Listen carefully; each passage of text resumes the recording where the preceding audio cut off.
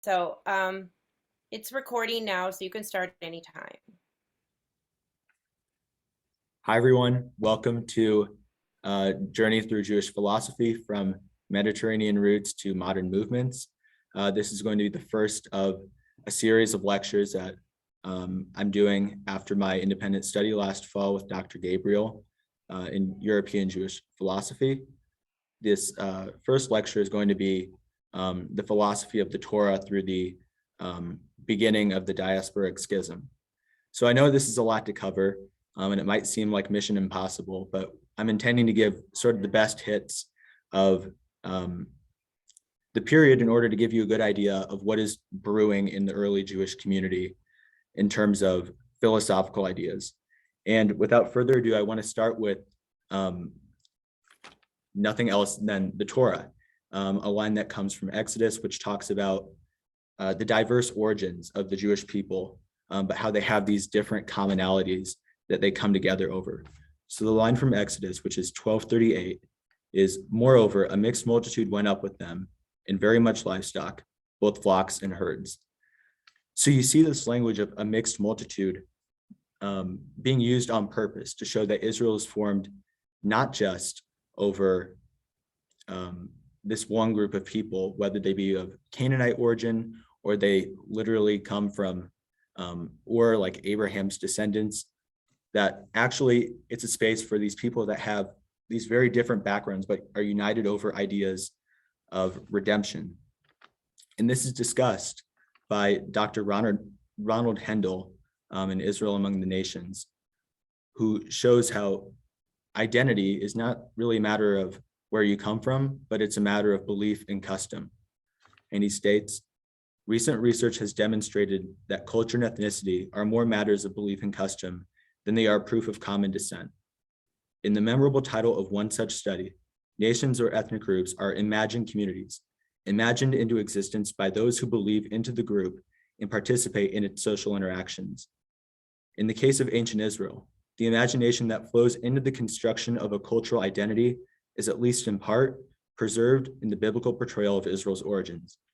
The most important of these imaginative constructs are the stories of the Exodus Sinai wanderings period, related into the book of Exodus through Deuteronomy. These stories, like Yetziat Mitzrayim, or the leaving of Egypt, can be regarded not only as a national biography, but as a historical engine for the construction of cultural identity." So again, this rebounding of someone who was in the narrow place of the Meitzar to a free, open, spacious land is at the heart of what it means to be redeemed. And Israel's called to not just apply this lesson to remember their own story, but it's supposed to have a ripple effect into Israel's impact of the larger world. So you have a line that comes from the Torah, which is, "Ve'atem yedatem et nefesh hager, ki gerim de'atem be'eretz Mitzrayim," which is, "You know the soul of a stranger because you were strangers in the land of Egypt." It's actually why the Passover Haggadah is so long. It's supposed to be a story which is to rouse Israel into seeing who is oppressed in today's society by imagining their own existence in order to create a more equitable society for all. It's also the language of the Ten Commandments, the language which God uses to identify God's self with the Jewish people is not, "I am the Lord your God who created the world," and it's not, "I am the Lord your God, the source of love." It's, "Anochi Adonai Elohecha, I am the Lord your God, asher hotziticha me'eretz Mitzrayim, who released you from Egypt, mibeit avadim, the house of bondage." God is found in the journey from the narrow place to Israel, from slavery to a society redeemed. These ideas are meant to be broad because tradition is not hardened. It's not a one-time event. And ideas are added and subtracted to Israel's philosophical consciousness as the story unfolds. As the story unfolds, many different people decide on who gets to interpret. Hendel expounds on this idea in his chapter, Israel Among the Nations, when he's talking about the moral and philosophical issues. So he states, "The Bible shows itself to be more complex variegated, and even self-contradictory than we knew it before. Moral and philosophical issues are debated in the book, and often they are not settled. Cultural identities are constructed in one part only to be deconstructed in another.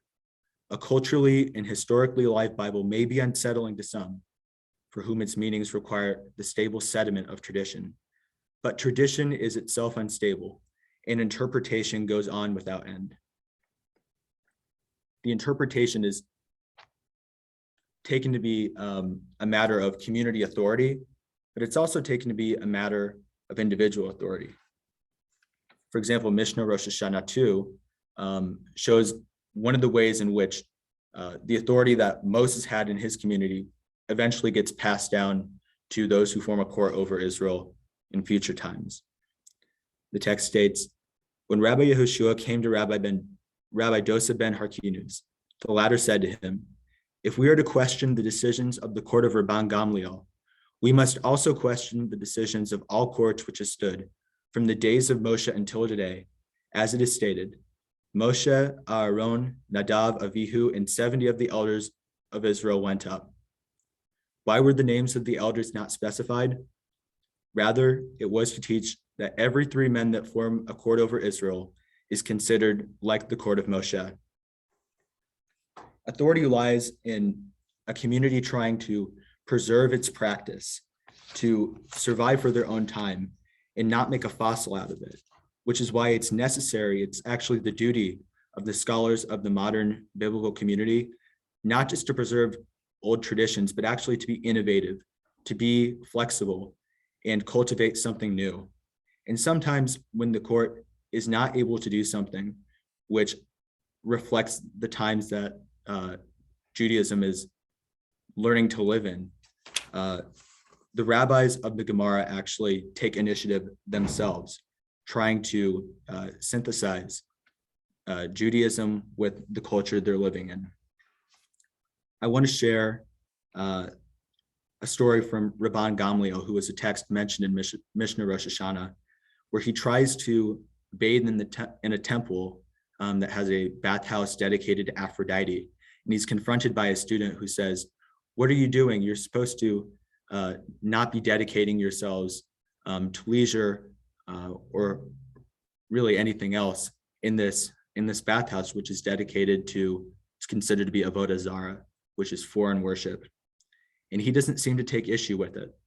He seems to be comfortable with his own Jewish identity, his own Jewish practice and dedication to God, without being caught in a place which differs from those values. He's comfortable enough to be in a different society and still be himself. I want to share some text from what's called the Ethics of Our Fathers, Pirkei Avot, which is really a collection of wisdom sayings that come from the early Mishnaic period. And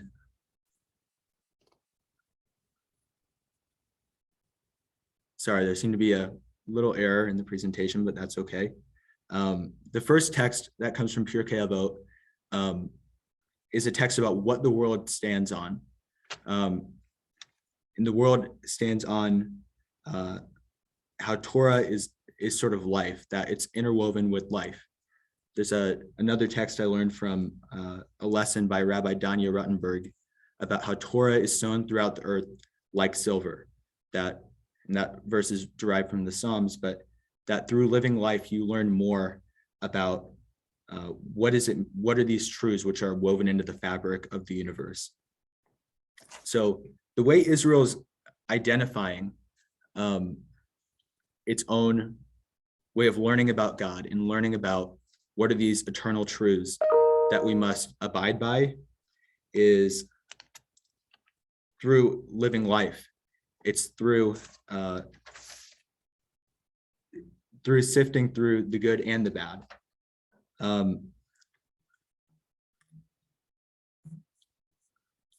Sorry, there seems to be an error on my screen really quick.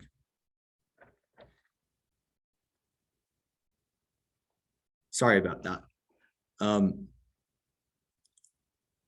Avot essentially talks about how Torah is not only life, but it's also justice, and how those things need to be prioritized in a Jewish life. And the fact that Torah is juxtaposed with truth is something that later Jewish philosophers like Maimonides will eventually expound upon in their published works. So this question of what is truth is explained by Maimonides in his Guide to the Perplexed. And he really seeks to grapple with what truth is in regards to creationism and what truth is in regards to borrowed language for talking about God. So if I can get the first text from Maimonides up.